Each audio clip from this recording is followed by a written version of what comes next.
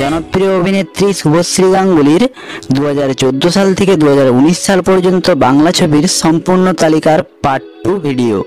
Hello বন্ধুরা, থরবায়া চ্যানেলে আপনাদের স্বাগতম। আজকের ভিডিওতে আমরা নিয়ে এসেছি শুভশ্রী গাঙ্গুলি অভিনীত সমস্ত বাংলা ছবির সম্পূর্ণ তালিকা, রিলিজ সাল থেকে শুরু করে বক্স অফিস রিপোর্ট সব একসাথে।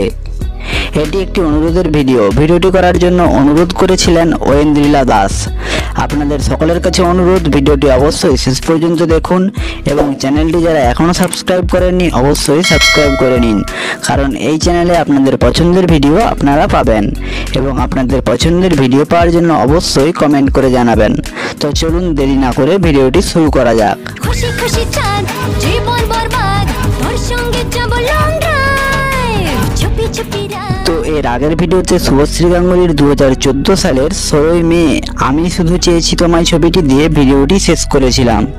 এর পরের ছবি মুক্তি পায় শেষ বলে কিছু নেই। 2014 সালের 27 জুন শেষ বলে কিছু নেই ছবিটি মুক্তি পায়।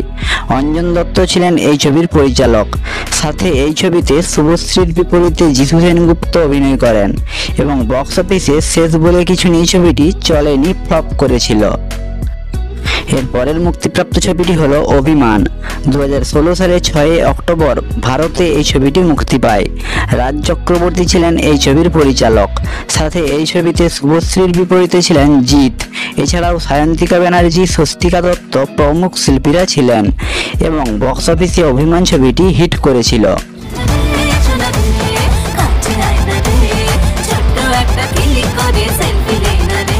এর পরের মুক্তিপ্রাপ্ত ছবিটি হলো আমার আপনজন।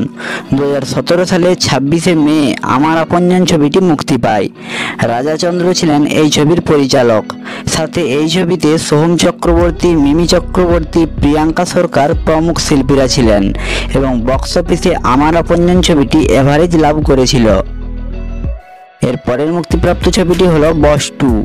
2017 সালের 23 জুন ভারত ও বাংলাদেশে ছবিটি মুক্তি পায়। বাবা যাদব ছিলেন এই ছবির পরিচালক। সাথে এই ছবিতে অভিনয় করেন জিৎ, নুসরত ফারিয়া প্রমুখ শিল্পীরা এবং বক্স অফিসে বস 2 ছবিটি সুপারহিট করেছিল।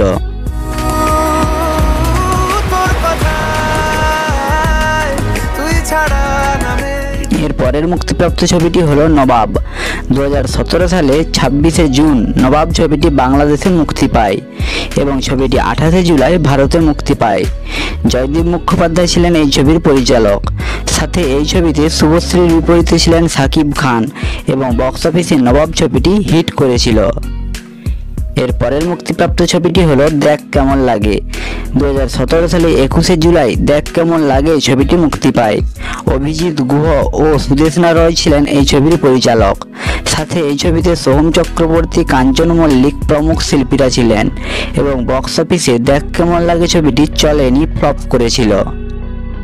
এর পরের মুক্তিপ্রাপ্ত ছবিটি হলো হানিমুন। 2018 সালে 23 ফেব্রুয়ারি হানিমুন ছবিটি মুক্তি পায়। প্রেমেন্দু বিকাশ চাকি ছিলেন এই ছবির পরিচালক। সাথে এই ছবিতে সোহম চক্রবর্তী, রঞ্জিত মল্লিক প্রমুখ শিল্পীরা ছিলেন, কিন্তু বক্স অফিসে হানিমুন ছবিটিও চলেনি, ফ্লপ করেছিল।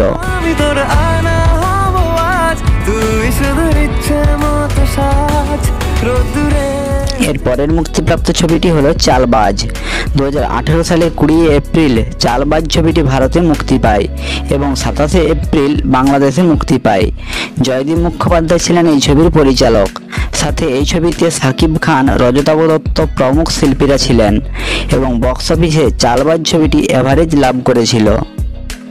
এর পরের ছবি মুক্তি পায় পরিণীতা। 2019 সালের 6 সেপ্টেম্বর পরিণীতা ছবিটি মুক্তি পায়। রাজ চক্রবর্তী ছিলেন এই ছবির পরিচালক। সাথে এই ছবিতে গৌরব চক্রবর্তী, ঋত্বিক চক্রবর্তী প্রমুখ শিল্পীরা ছিলেন এবং বক্স অফিসে পরিণীতা ছবিটিও এভারেজ লাভ করেছিল।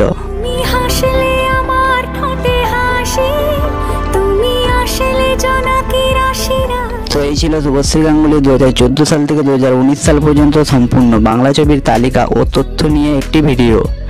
এই 5 বছরে শুভশ্রী মোট 9টি বাংলা ছবিতে অভিনয় করেছিলেন।